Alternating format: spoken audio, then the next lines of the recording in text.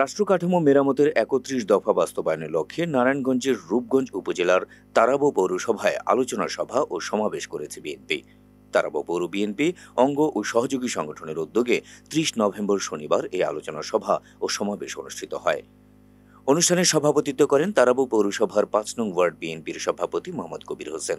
সভায় বক্তব্য রাখেন নারায়ণগঞ্জ জেলা বিএনপির সাধারণ সম্পাদক গোলাম ফারুক খোকন, তারাবো পৌর বিএনপির সভাপতি তাশিক হক ওসমান, সাধারণ সম্পাদক হাফিজুর রহমান পিন্টু, তারাবো পৌর যুবদলের আহ্বায়ক আফজাল কবির, তারাবো পৌর ছাত্রদলের সাবেক আহ্বায়ক মাজহারুল ইসলাম রাজীব সহ আরও অনেকে।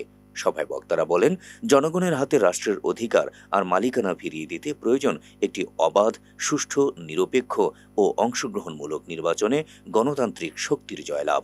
আর এই জয়লাভের পর ঐক্যমত্যের জাতীয় সরকার ৩১ দফার আলোকে রাষ্ট্রে রূপান্তরমূলক সংস্কার কার্যক্রম গ্রহণ করবে।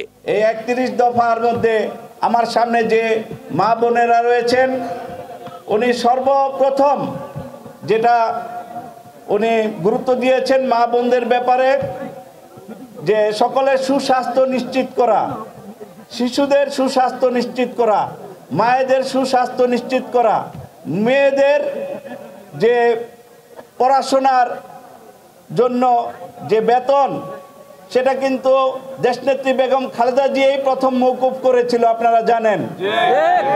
আপনারা সেই শিক্ষা ব্যবস্থাকে কিভাবে আধুনিক করতে হয় দেশনায়ক তারেক রহমান এই ৩১ দফার মধ্যে কিন্তু বলেছেন। জিয়াউর রহমান যেভাবে